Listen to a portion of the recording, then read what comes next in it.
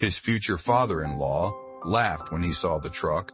"You're really going to marry my daughter dressed like that?" Gerald said, loud enough for the whole backyard to hear, nodding toward my 14-year-old Ford pickup parked crooked in his driveway, one headlight held on with electrical tape.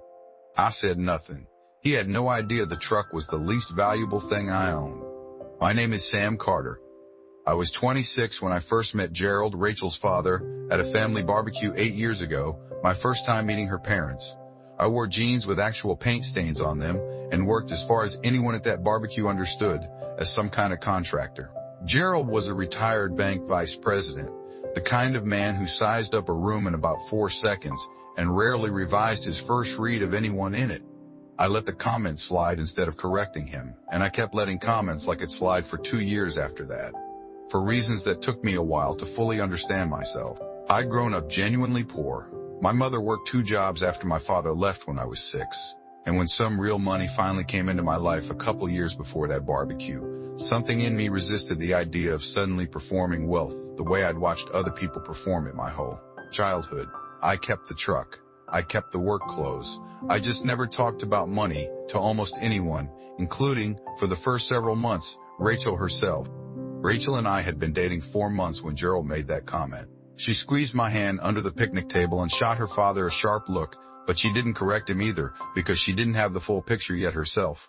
I told her I did renovation and investment work, true enough on its face, vague enough that she'd filled in the rest with whatever the truck seemed to be telling her.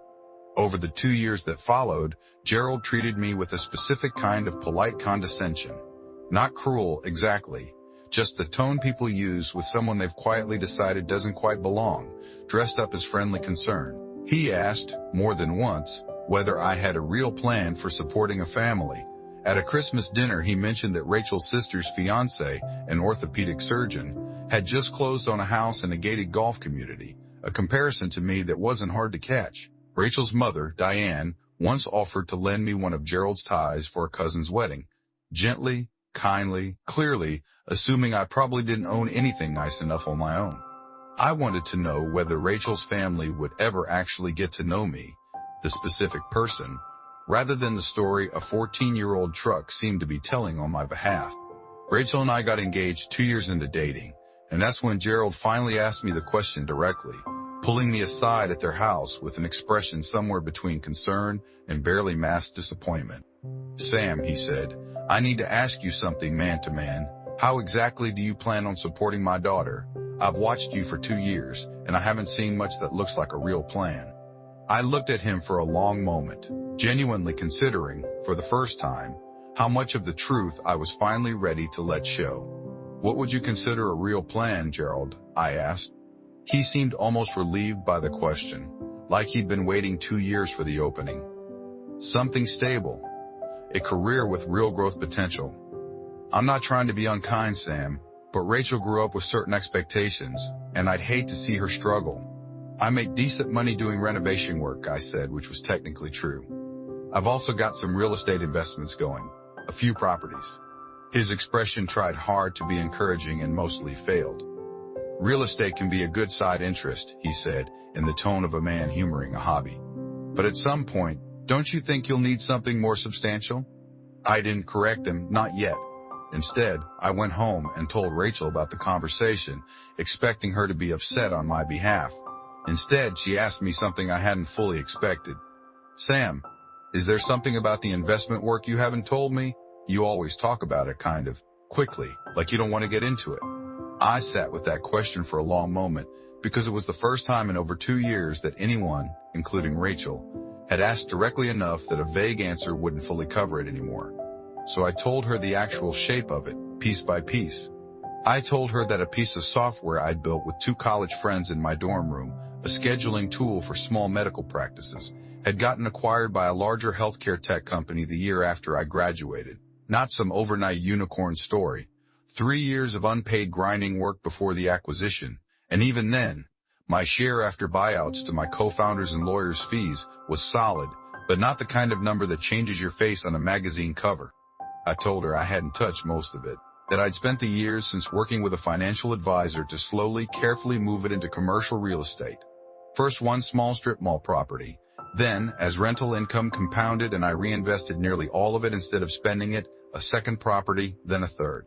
That I still did contracting work myself most weekends, not because I needed to, but because I genuinely liked working with my hands, and because the habit of staying grounded had never really left me. I told her finally that the portfolio now included several properties across 3 states, professionally managed by a small team I'd hired 2 years earlier, once it got too large to run out of a spreadsheet on my kitchen table by myself. Rachel was quiet for a long time after I finished. Then she asked the question that told me everything I needed to know about why I'd fallen for her in the first place. "Why didn't you just tell my dad this 2 years ago? You could have shut him up instantly."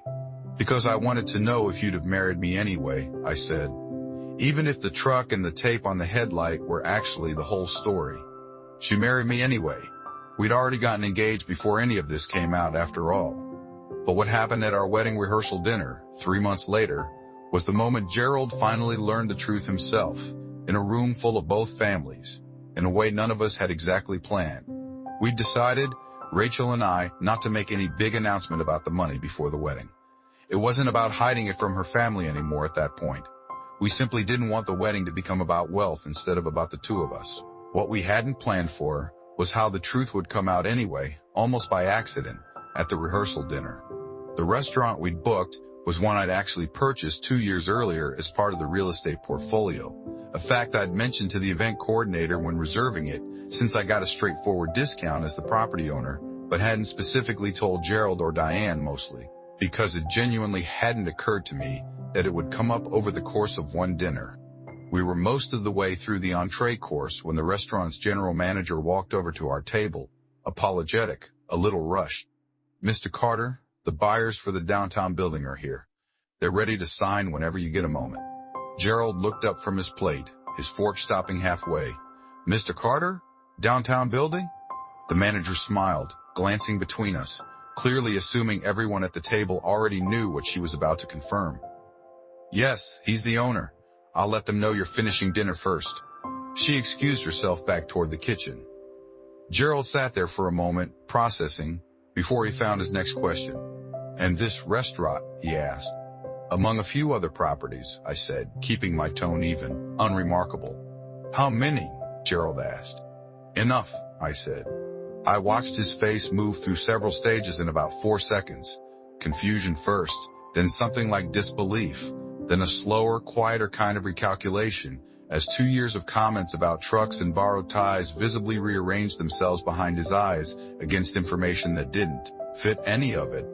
The table went quiet in a way I hadn't fully anticipated, even having imagined some version of this conversation for 2 years. Diane's eyebrows lifted. Rachel squeezed my hand under the table and said nothing, letting the moment finish unfolding on its own. "Sam," Gerald finally said, his voice quieter than I'd heard it in 2 years of knowing him, "why didn't you ever just say something?" "You never really asked, Gerald.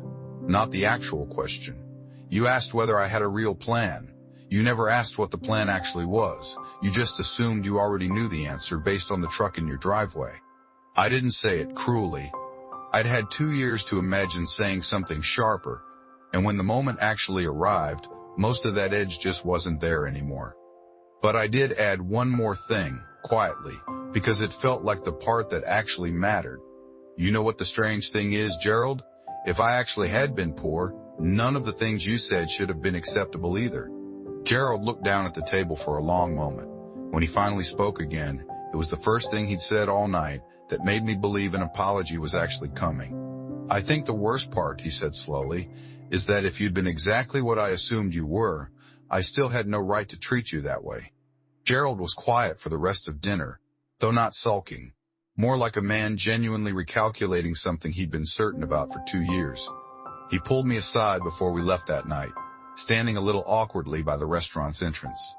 "I owe you an apology," he said, "a real one, not just for tonight, for 2 years of comments I never should have made. I judged you off a truck and a pair of jeans, and I never once asked a real question about who you actually were underneath that. I'm ashamed of it, Sam, genuinely.